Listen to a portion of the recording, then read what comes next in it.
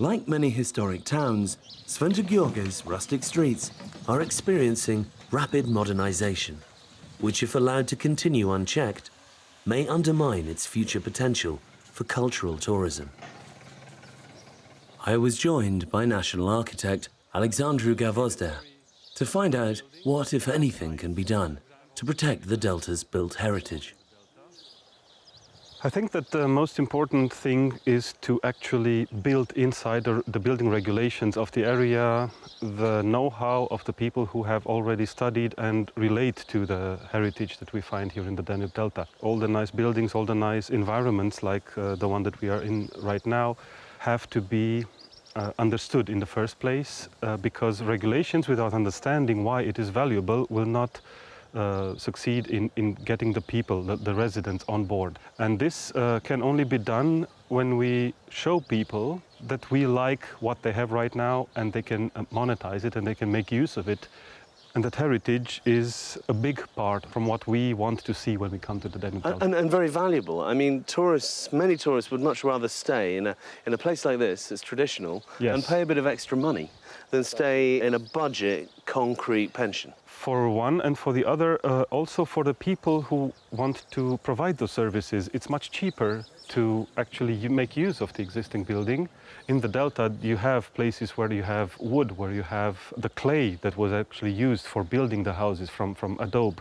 The reed for the thatched roofs is always cut here.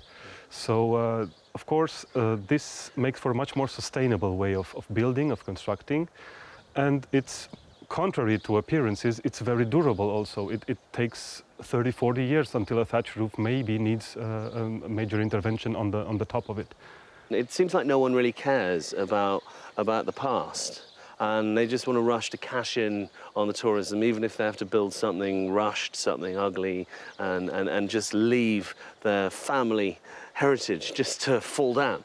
That's true, and that is also valid for pretty much everywhere over Romania, because people think that they have to be right now, right here, present for the tourists, because this is not going to be for long, not going to last.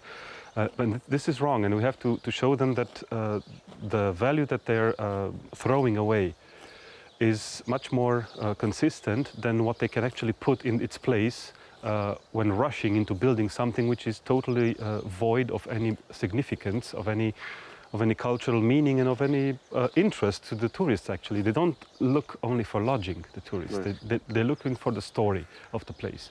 And there has to be a way to try to pressurize the authorities to not allow this to continue. I think this is very important, and you struck a chord there, because authorities in most of the times are very passive in this situation.